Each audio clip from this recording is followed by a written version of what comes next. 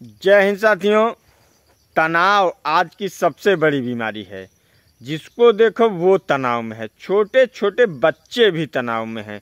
इतने छोटे बच्चे मतलब हम कह नहीं सकते कि वो कितने प्रेशर में चल रहे हैं। हमें प्रेशर से बचना चाहिए। दबाव जो है बहुत खतरनाक चीज़ होता है, और अगर हम दबाव से बचने की कोशिश करेंगे तो हमारा जीवन सौम्यतापूर्वक सफल और सुनिश्चित लक्ष्य तक जाएगा। तनाव के सिर्फ 3 कारण हैं: कर्ज, मर्ज और फर्ज।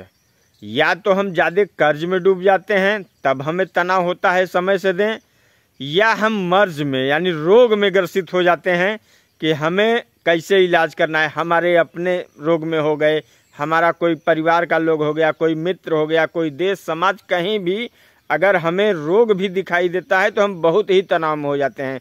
सबसे बड़ा उदाहरण पहले कलरा, हैजा जिसे बोलते थे वो था, उसके बाद चेचक, चिकनगुनिया, तमाम तरह के, उसके बाद कोरोना आया आप पे दबाव डालने के लिए।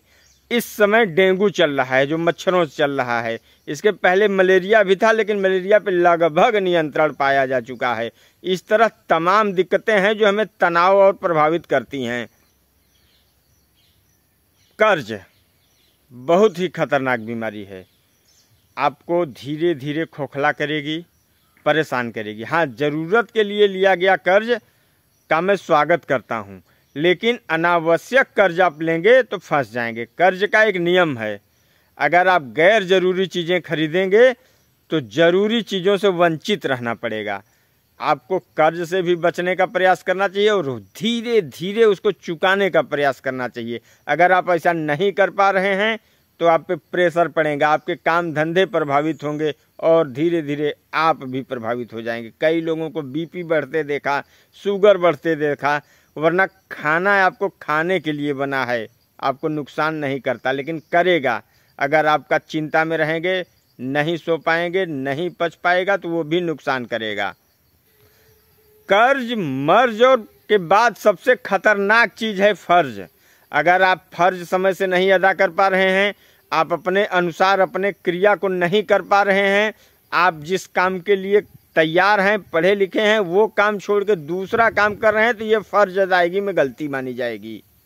आपका जो काम है वहीं आपको करना चाहिए।